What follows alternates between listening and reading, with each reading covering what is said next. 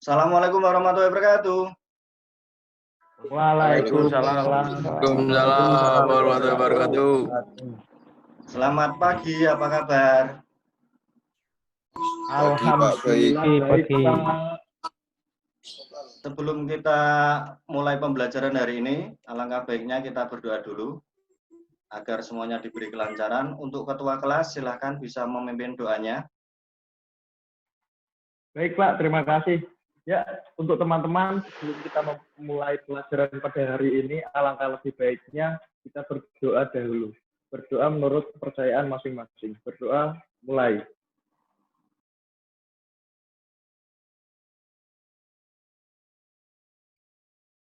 Selesai. Ya, terima kasih Devangga. Baik, sebelum Pak Dery memulai kegiatan belajar hari ini, Pak Dery ingin berbagi layar dulu. Sudah kelihatan belum? Sudah, Pak. Sudah, Pak, sudah. Sudah.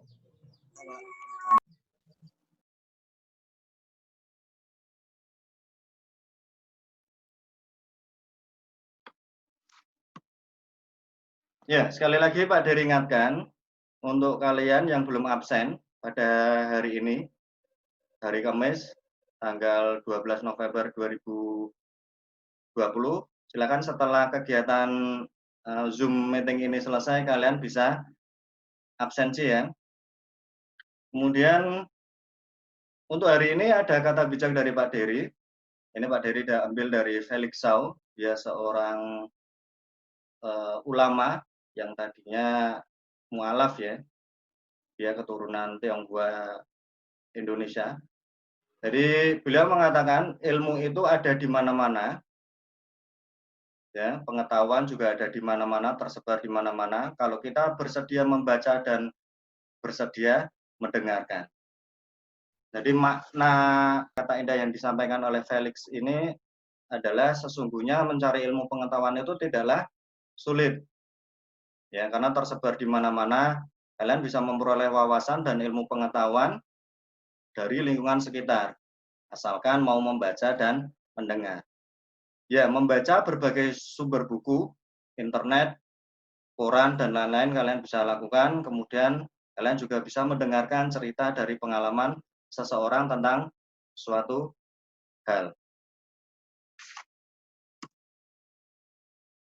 Dan mengapa ilmu itu penting? Hadis menuntut ilmu yang diriwayatkan oleh Tirmidzi, man kharaja fi thalabul ilmi fa huwa fi sabilillahi hatta yarji'. Yang mana artinya adalah barang siapa yang keluar untuk mencari ilmu, maka ia berada di jalan Allah hingga ia pulang. Kata kuncinya adalah berada di jalan Allah. Yang mana ketika kalian keluar untuk mencari ilmu, itu artinya kalian istiqomah, ya, berada di jalan Allah. Istiqomah sendiri banyak manfaatnya tentunya kan itu. Salah satunya Allah menjamin surga baginya. Maka harapannya kalian terus belajar. Kemudian untuk hari ini kita masih belajar tentang kompetensi dasar mendiagnosa kerusakan kopling. Untuk tujuannya sendiri adalah melalui pengamatan dan penugasan, harapannya kalian dapat mendiagnosa kerusakan pada kopling.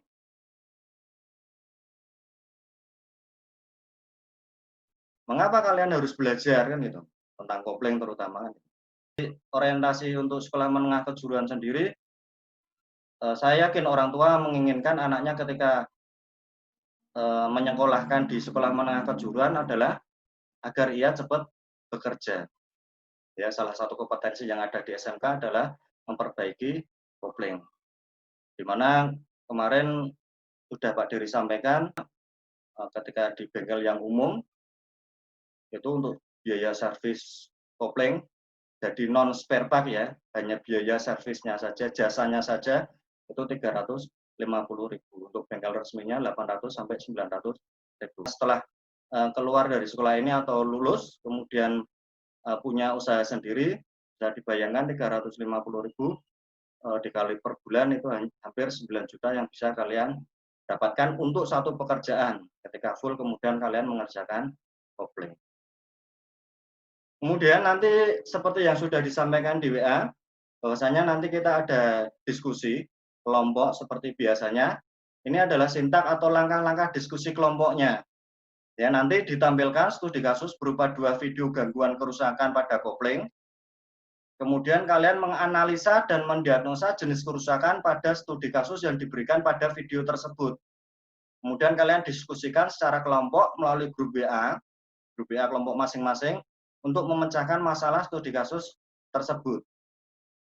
Hasil diskusi kelompok kalian nanti kalian tuangkan dalam LKPD. Ya, kemudian setelah sesi pertama ini selesai, nanti kita komunikasikan hasil diskusi kelompok. Ya, jadi biar tidak panjang waktunya, nanti kita batasi hanya 1 kelompok saja ya. Sepakat ya? Sepakat ya? Ya Pak, sepakat Pak. Sepakat. Ya. Kemudian untuk kelompok yang tidak memaparkan hasil diskusi, nanti silakan hasil diskusi yang sudah ada di LKPD kelompok kalian, nanti kalian kirimkan di WA pribadi Pak Dery Japri ya, atau di kolom tugas yang ada di Classroom. Sebagai bahan referensi sudah Pak Dery informasikan melalui grup WA kemarin dan tadi pagi, bahwasanya Pak Dery sudah mengupload bahan ajar berupa modul dan juga video pembelajaran dengan link yang sudah Pak Dery share ya. Jadi untuk referensi kalian untuk berdiskusi, kalian bisa masuk di atau mengamati video yang ada di YouTube tersebut. Ini video kerusakan kopling yang menjadi bahan diskusi kalian. Ada 2 video yang berbeda. Silahkan amati dengan teliti dan perhatikan dengan benar-benar. Kemudian kalian analisa jenis kerusakannya apa yang ada di dalam video tersebut.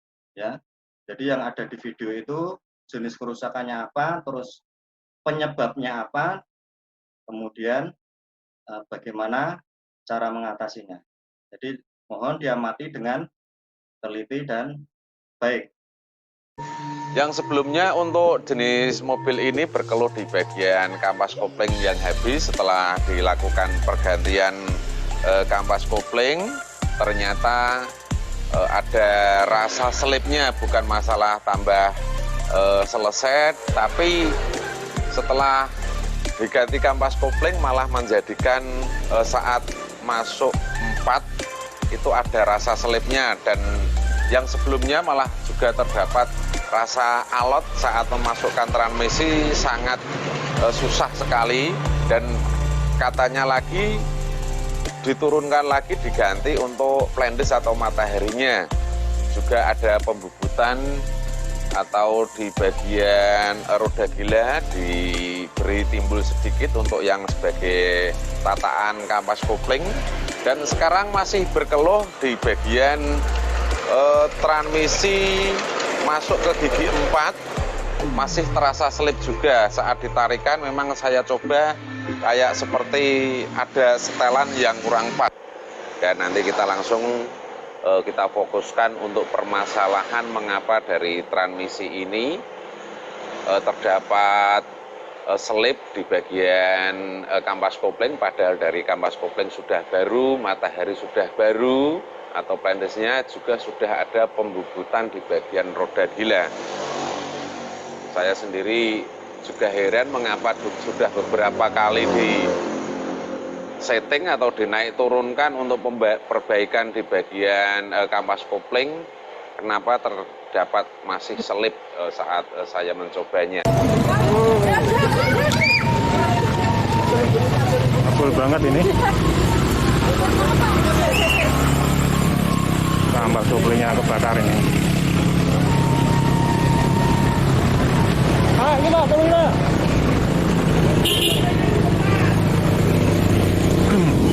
Ini juga kebakaran.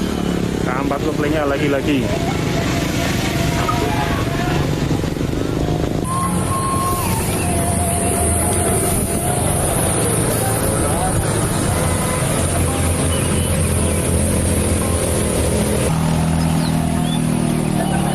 Soalnya kampas Kampas kopling menyengat, tentunya kampas koplingnya. Ya, itu tadi 2 video dengan kasus yang berbeda yang nantinya akan menjadi bahan kalian untuk berdiskusi. 2 jenis kerusakan yang berbeda itu nanti kalian diagnosa. Jenis kerusakannya apa? Ya, kalian tuliskan di kolom ini ya, untuk video 1, jenis kerusakan apa, penyebabnya apa kan gitu. Kemudian bagaimana cara mengatasinya. Begitu juga dengan video yang kedua, jenis kerusakannya apa, kemudian penyebabnya apa, dan bagaimana cara mengatasinya.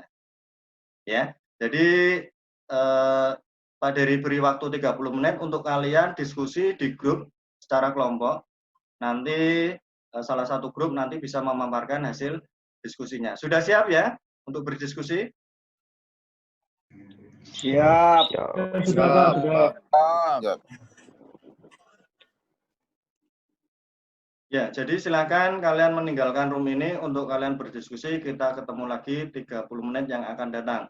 Wassalamualaikum warahmatullahi wabarakatuh. Waalaikumsalam warahmatullahi wabarakatuh. Assalamualaikum warahmatullahi wabarakatuh. Waalaikumsalam warahmatullahi wabarakatuh. Ya, setelah tadi kalian berdiskusi, kini saatnya untuk kita mengkomunikasikan hasil diskusi kalian. Jadi silakan untuk kelompok yang sudah siap bisa memaparkan hasil diskusinya. Kemudian untuk kelompok yang lainnya nanti bisa menanggapi. Monggo silakan siapa yang sudah siap bisa mewakili kelompoknya. Saya, Pak. Iya, siapa? Sebutkan namanya, kemudian dari kelompok mana. Terima kasih, Pak. Assalamualaikum warahmatullahi wabarakatuh. Waalaikumsalam warahmatullahi wabarakatuh. Nama saya Ibnu Arfianto, mewakili kelompok 3, ingin menyampaikan hasil diskusi kelompok kami yang beranggotakan saya sendiri, Ibnu Fernando Huda. Video pertama, jenis kerusakan saat masuk gigi kecepatan tinggi atau gigi 4 rasa selip meskipun kampas kopling baru, matahari atau pegas diafragma baru, dan roda gila di bubut rata. Penyebab hasil analisa atau diagnosa dari kelompok kami menyebabkan ada pemilihan kampas kopling yang salah atau pemilihan kampas kopling dengan bahan kualitas rendah atau kurang bagus sehingga daya cengkram plat penekan tidak bisa maksimal. Cara mengatasinya dengan ganti kampas kopling yang sesuai dengan spesifikasi pabrikan. Video kedua, jenis kerusakan timbul asap dan bau gosong pada kampas kopling yang terbakar saat kendaraan berjalan di tanjakan tinggi, panjang serta macet. Penyebab seringnya pengemudi melakukan 1/2 kopling pada saat berjalan di tanjakan. Cara mengatasinya. Demikian hasil diskusi kelompok kami. Barangkali ada teman-teman yang ingin menanggapi atau bertanya, kami persilakan. Ya, tadi sudah disampaikan hasil diskusi kelompok 3. Silahkan siapa yang mau menanggapi. Saya, Pak, saya mau bertanya, Pak. Oh ya, Devangga, monggo Dev, disampaikan. Terima kasih, Pak. Assalamualaikum warahmatullahi wabarakatuh. Waalaikumsalam. Waalaikumsalam warahmatullahi wabarakatuh. Nama saya Devangga, izin menanggapi. Tadi disampaikan jenis kerusakan pada video pertama adalah saat masuk gigi kecepatan tinggi.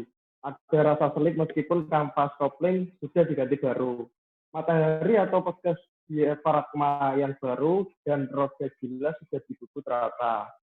Sepengamatan saya tadi bukan roda gila yang sudah dibubut rata, tetapi roda gila dibubut diberi timbul sedikit sebagai dudukan kampas kopling.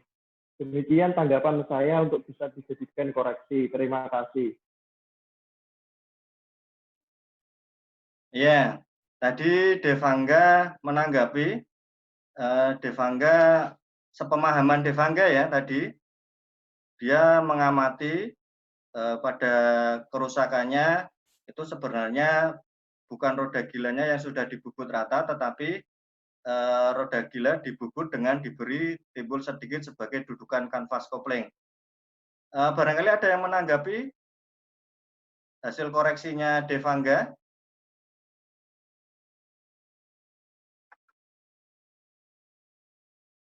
Saya, Pak. Iya, silakan, Buddha. Assalamualaikum warahmatullahi wabarakatuh. Waalaikumsalam warahmatullahi wabarakatuh. Waalaikumsalam warahmatullahi wabarakatuh. Nama saya Ahmad Nurhuda dari kelompok 3 mencoba menanggapi koreksi Devangga tadi. Mohon maaf sebelumnya atas kekeliruan diagnosa hasil pengamatan kelompok kami. Memang seharusnya jenis kerusakan pada video yang pertama adalah saat masuk gigi kecepatan tinggi, ada rasa sulit meskipun kanvas kopling sudah diganti baru. Matahari atau pegas diafragma juga baru dan roda gila dibubut dengan diberi timbul sedikit sebagai dudukan kanvas kopling. Demikian tanggapan dari saya. Terima kasih atas koreksinya Devangga. Wassalamualaikum warahmatullahi wabarakatuh. Waalaikumsalam warahmatullahi wabarakatuh. Ya, koreksi dari Devangga tadi bisa diterima ya? Iya, Pak. Bisa. Untuk selanjutnya barangkali ada yang ingin bertanya lagi, monggo. Saya, Pak. Siapa? Sebutkan namanya. Assalamualaikum warahmatullahi wabarakatuh. Nama saya Misbah, izin bertanya. Tadi disampaikan pada video kedua penyebab timbul asap dan bau gosong pada kanvas kopling yang terbakar saat kendaraan berjalan di tanjakan dan jalannya macet adalah seringnya setengah kopling. Kemudian cara mengatasinya dengan menghindari setengah kopling. Lalu bagaimana seharusnya yang dilakukan pengemudi jika mobil berjalan di tanjakan yang tinggi dan panjang serta macet? Terima kasih. Wassalamualaikum warahmatullahi wabarakatuh.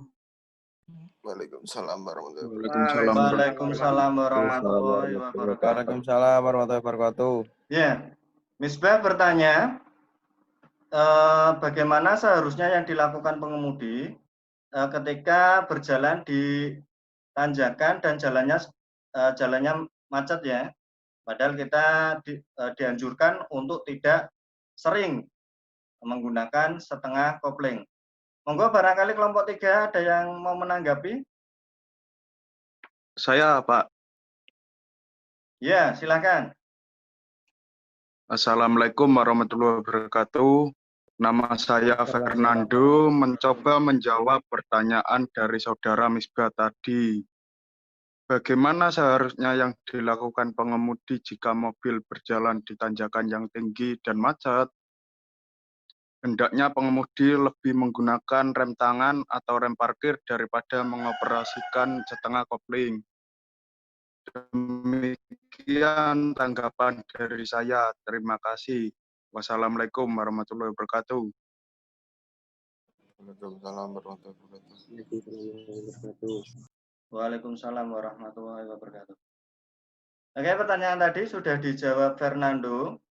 Jadi kalau kita tidak dianjurkan untuk setengah kopling, tadi Fernando menanggapi bahwasanya lebih baik kita menggunakan rem tangan atau rem parkir jika kita mengendarai dalam kondisi tanjakan dan juga macet.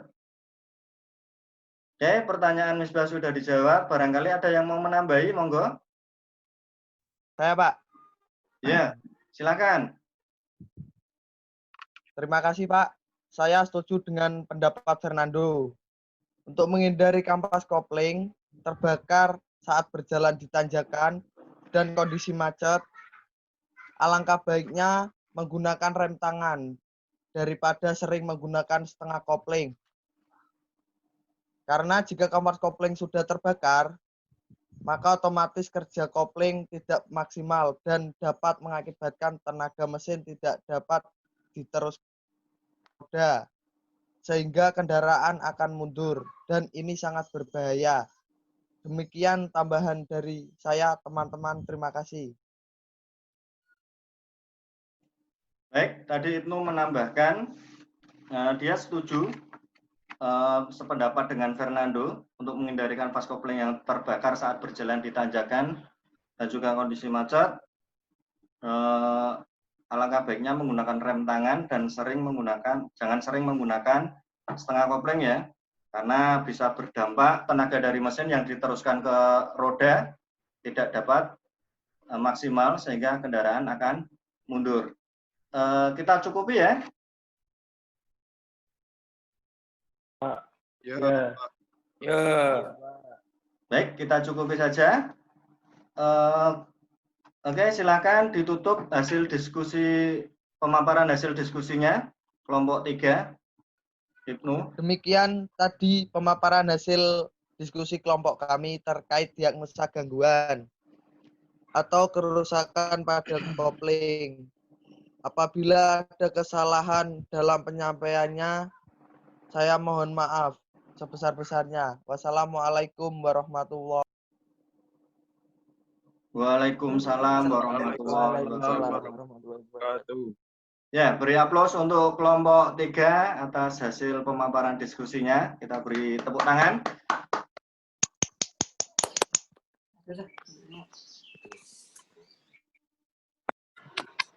Baik anak-anakku semua, setelah kita melewati pembelajaran tadi, mungkin ada dari kalian yang mau menyimpulkan dari pembelajaran yang sudah kita lalui hari ini. Monggo Pak Dery, persilakan untuk kalian menyimpulkan. Saya, Pak. Ya, Ahmad Rian Riyadi, monggo. Ya, terima kasih, Pak. Setelah kita belajar bersama hari ini tentang diagnosa kerusakan pada kopling, dapat saya simpulkan, 1. Pemilihan bahan atau material kanvas kopling yang tidak tepat dapat mengakibatkan kopling bermasalah, terutama slip kopling. 2. Untuk menghindari kanvas kopling terbakar saat berjalan di tanjakan dan kondisi macet, alangkah baiknya menggunakan rem tangan daripada sering menggunakan setengah kopling. Demikian dan terima kasih. Luar biasa.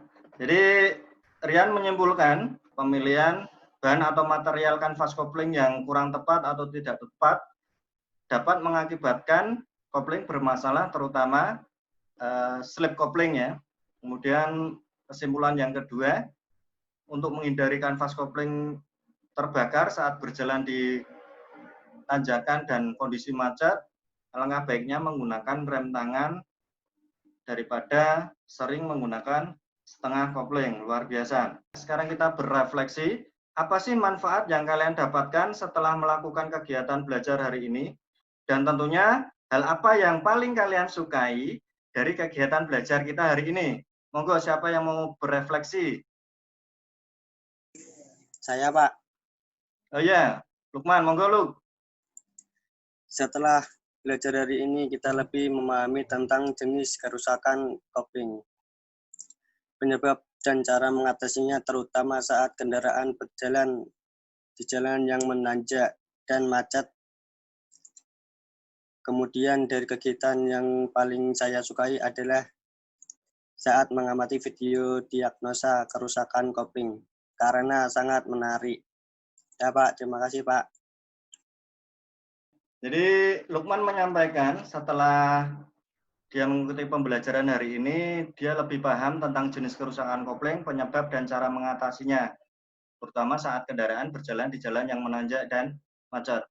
Kemudian dia juga menyampaikan hal yang paling dia sukai saat pembelajaran kita hari ini adalah mengamati video pembelajaran tentang kerusakan atau diagnosa kerusakan kopling. Jadi terima kasih Lukman. Untuk mengetahui tingkat keberhasilan kalian, silahkan kalian nanti mengerjakan soal evaluasi ya di Google Form yang ada di Classroom secara mandiri dan tentunya dengan penuh tanggung jawab dan jujur. Silahkan kalian kerjakan soal yang ada di situ. perlu Pak Dery sampaikan untuk penilaiannya, 3 aspek yang akan Pak Dery nilai. Yang pertama adalah aspek sikap. Aspek sikap dilihat dari bagaimana kamu menunjukkan disiplin ilmu, ya. Ketika ada tugas, harapannya segera direspon. Kemudian keterampilan dan juga pengetahuan. Keterampilan adalah bagaimana kalian melakukan diskusi ini, ya. Bagaimana kalian menyampaikan pendapat atau berargumen, nanti Pak Dery nilai. Kemudian untuk pengetahuan, untuk nilainya adalah nilai yang ada di Google Form, hasil pengerjaan kalian. Untuk pertemuan berikutnya kita akan belajar bersama bagaimana cara perbaikan kerusakan kopling, terkhusus pemeriksaan komponen kopling, ya. Jadi sekali lagi Pak Dery ingatkan untuk kalian selalu menjaga kesehatan, mematuhi protokol kesehatan. Sebelum kita akhiri, mungkin ada yang mau ditanyakan lagi? Saya, Pak. Oh ya, monggo Raihan. Untuk praktek kapan kita bisa mulai, Pak? Oh ya, untuk praktek mohon maaf sebelumnya Pak Dery sampaikan karena kondisi masih pandemi, kita belum bisa pembelajaran langsung, ya. Kita masih daring. Jadi mungkin kemungkinan kalau kita sudah bisa bertemu langsung, akan secepatnya kita melakukan praktek karena persiapan juga kalian sudah kelas 3 untuk ujian praktek nasional, gitu ya. Jadi menunggu informasi kapan kita bisa melakukan pembelajaran secara tatap muka langsung. Itu sudah cukup? Ada yang mau ditanyakan lagi? Cukup, Pak. Cukup ya? Cukup. Baik, sebelum kita akhiri pertemuan kita hari ini, Ketua kelas mungkin bisa memimpin doa penutup. Monggo silakan Ketua kelas. Terima kasih Pak. Baik teman-teman, sebelum kita mengakhiri pembelajaran pada hari ini, alangkah lebih baiknya kita berdoa lebih dahulu. Berdoa menurut kepercayaan dan masing-masing. Berdoa mulai.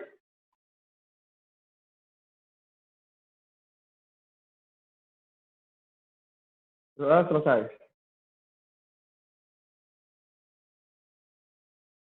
Terima kasih Devangga. Baik anak-anakku, kita akhiri pertemuan kali ini dengan bacaan hamdalah bersama-sama. Alhamdulillahirrahmanirrahim. Ya, terima kasih waktunya. Terima kasih sudah bergabung untuk pembelajaran hari ini.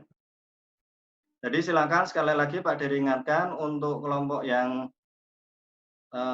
tadi tidak memaparkan hasil diskusi bisa mengumpulkan LKPD melalui WA pribadi Pak Dery. Wassalamualaikum warahmatullahi wabarakatuh. Waalaikumsalam warahmatullahi wabarakatuh.